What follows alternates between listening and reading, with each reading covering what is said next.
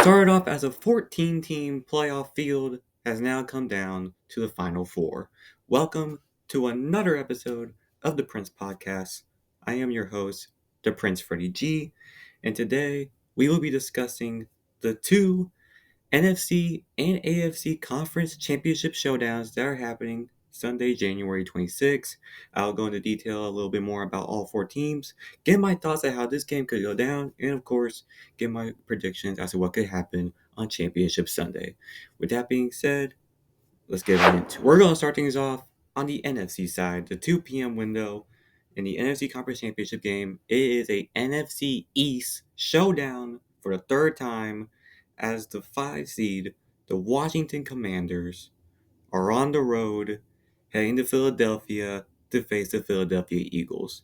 Now, this showdown, they have actually faced off twice, and both teams are 1-1 against each other. Eagles won the first matchup when they faced off this year. Washington won their last matchup that took place that pretty much gave Washington a clear path into the playoffs.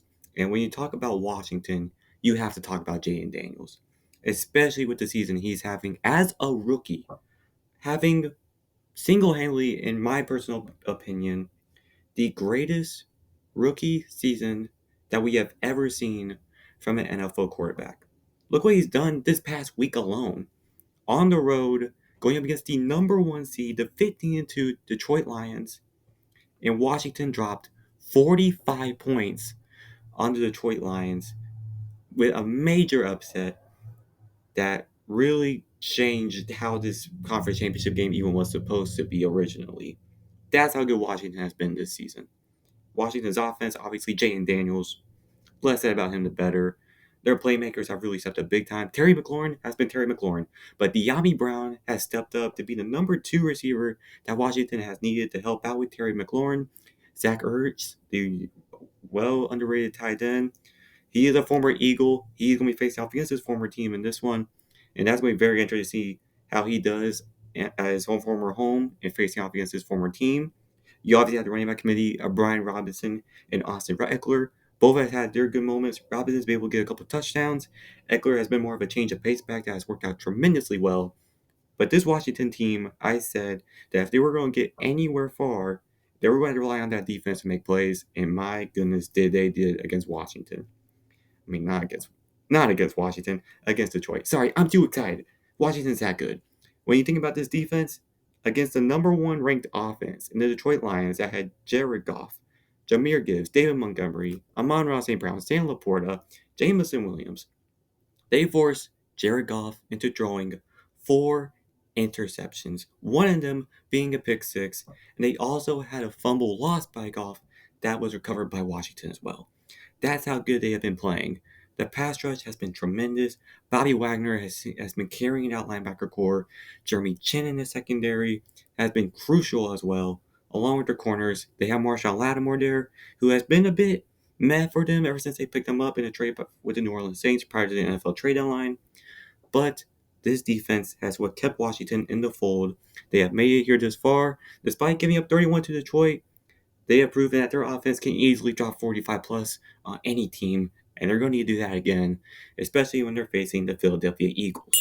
Now, Philadelphia themselves are also coming off their W against the Los Angeles Rams in a 28-22 victory, which came down to the very last play, actually, when the Eagles forced Matthew Stafford to throw an incomplete pass, pretty much ending the Rams' chances of making it to the NFC Conference Championship game. And in that game, Saquon Barkley went ham, getting 2 touchdowns and rushing for almost 200 yards against that Rams defense in the snow, mind you, in the snow at home.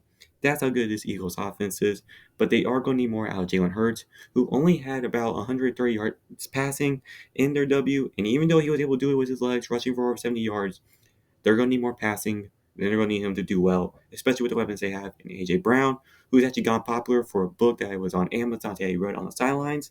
They also have Devontae Smith. They need to get him more involved, especially those 2 receivers. They also need Dallas Goedert to keep producing for them. They obviously have the O-line to hold up on offense. The biggest question was obviously their defense. They have stepped up to the plate. Jalen Carter, Jordan Davis, the pass rush there is set. Zach Bond is a Defensive Player of the Year candidate. He has been tremendous at linebacker as well, along with Nakobe Dean for that core. The secondary, fantastic. Darius Slay, Quinion Mitchell, Cooper DeJean, both of those corners up for Rookie of the Year. This secondary, this Eagles team is by far one of the most talented Eagles teams we have ever seen. Way better than the one when they won the Super Bowl with Nick Foles. Way better from the last go around when they made it to the Super Bowl a couple years ago. This Eagles team has what it takes to win this game. And they're on paper, they are the favorites to win this one. But going up against Washington in that offense, both of these teams, you can expect fireworks. Both these times these teams have played each other, it almost came down to the last play both times. That's how good both these teams are. And that's how ferocious this NFC East rivalry has become. Now, that's where I think how this game can go down. It can go down either way, honestly. Both teams have incredible talents on offense. They both have incredible playmakers on defense. To me, this one's actually not going to come down to talent. It's actually going to come down to coaching. On the Eagles side, you have Nick Sirianni, who has had some very questionable play calling decisions in his past, but thankfully has slowly started to come over it and become a great coach for them, obviously. On the Commander side, you have Dan Quinn.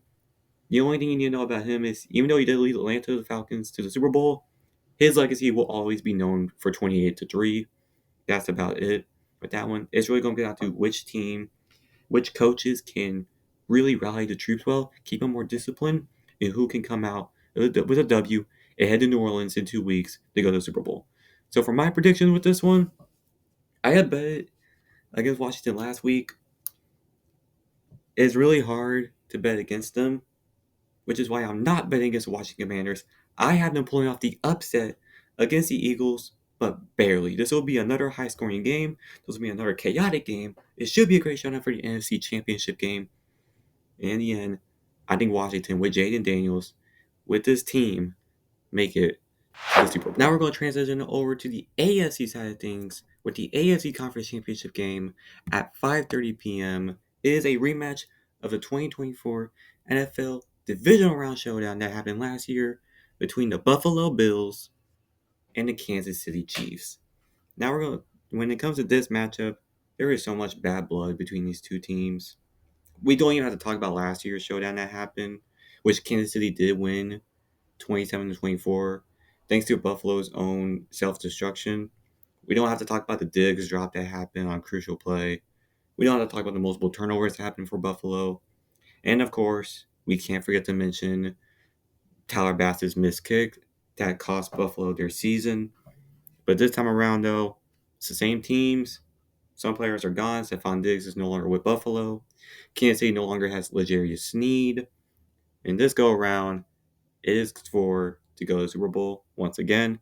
And obviously, when you're talking Super Bowl, you have to talk about the Kansas City Chiefs, who are off a very somewhat controversial win over the Houston Texans in the divisional round 23-14. The reason I say controversial was because of the penalties, the flags that were called on the Texans against the Chiefs that favored the Chiefs to get them more first downs. Very specifically, Patrick Mahomes in particular, who obviously he is a great quarterback. Nothing wrong with that. He's a multiple-time Super Bowl champion. He's a league MVP. He's going to be in the Hall of Fame 100%. And he could go down as the greatest quarterback of all time. That being said, though, his antics in the divisional round wasn't really it. Yes, he produced still. He drew a touchdown pass, obviously, which was a great play. But there was allegations of him clearly flopping, trying to get a first down. And that was not really a good look for them.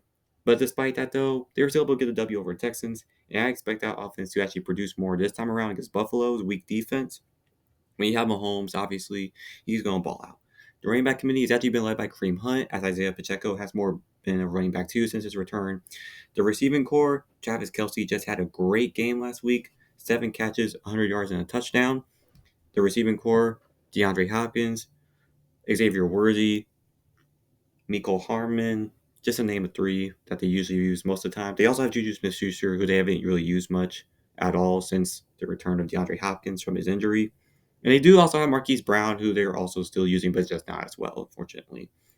The biggest thing with this Chiefs team that has been producing for them, the defense. They destroyed CJ Stroud last week. Really badly. Had almost over 5 sacks on CJ Stroud. And limited Houston to only 14 points. Chris Jones, leading that pass rush, obviously one of the greatest defensive tackles to play for Kansas City Chiefs in their history.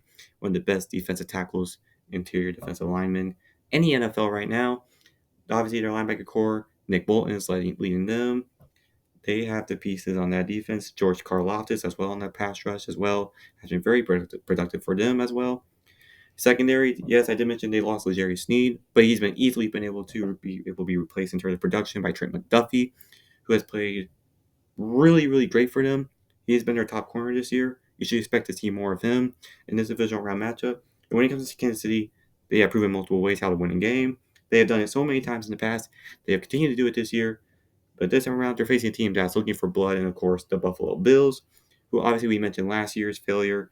But this year, they actually beat the Baltimore Ravens in the divisional round 27-25, in large part to their defense. They forced multiple interceptions from Lamar Jackson, and they forced a really, really bad game for Mark Andrews, who had a fumble recovery. Not fumble recovery. He fumbled the ball pretty badly.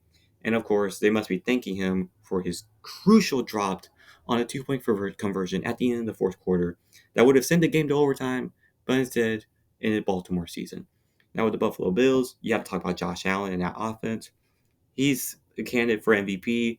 I believe that game again in the divisional round against Lamar Jackson proved that he's the MVP this year. He's him. He's him. That's all that needs to be said about that. The receiving core no longer does have Stephon Diggs, that he was now a Houston Texans, who actually got injured for Houston. But even then, their production has been able to be replaced by Khalil Shakir, Keon Coleman, who's been up and down as a rookie. But they desperately need to get Amari Cooper going, as he has become a complete ghost in the Bills' offense, who they acquired from Cleveland before the trade deadline. He hasn't done much. He hasn't gelled at all with the Bills so far with Amari Cooper. It's been kind of a downward turn for his production. They obviously have Dalton Kincaid, not Connect, not the NBA player like I said last time around. Dalton Kincaid, the tight end. They also have Dawson Knox, the two tight end committee right there. Both can produce. In fact, they have produced more than Amari Cooper has as well. And of course, their offense also has James Cook leading the running game. They also have Ty Johnson in there, along with Ray Davis, helping more of a change of pace role to help out with James Cook. So this Bills offense can produce. It's their defense that I've had questions about. They proved it last week against the Ravens, getting multiple turnovers, getting crucial stops on Baltimore and Lamar Jackson, and they're going to need more of that this week. They also need more out of Von Miller. They're going to need more of that linebacker core led by Matt Milano. They're at secondary that played really well last week against the Ravens. They're going to need that to keep it happening again if they want to make it to Super Bowl for the first time since the 90s. Now, when it comes to this showdown, we know about the history, but something that's really interesting is the records between Josh Allen and Patrick Mahomes. Patrick Mahomes is actually 4-0 in the playoffs against Josh Allen. He has pretty much owned him every single time they face off in the playoffs. In this go around, though, he's looking to make it 5-0 against Josh Allen and Patrick Mahomes and the Chiefs. So when it comes to this game, it's going to come down to defense of Buffalo, if they can stop Kansas City's offense. And to be honest with you, I want Buffalo to win so badly, and so does a lot of America.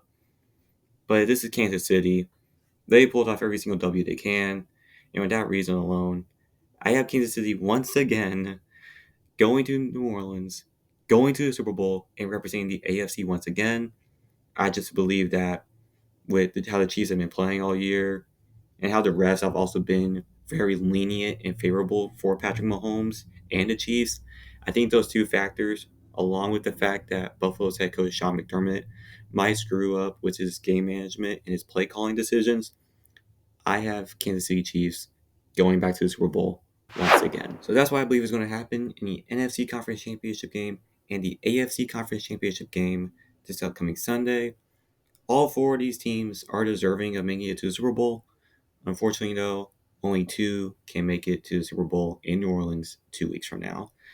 And that being said, that's going to end the podcast episode right here.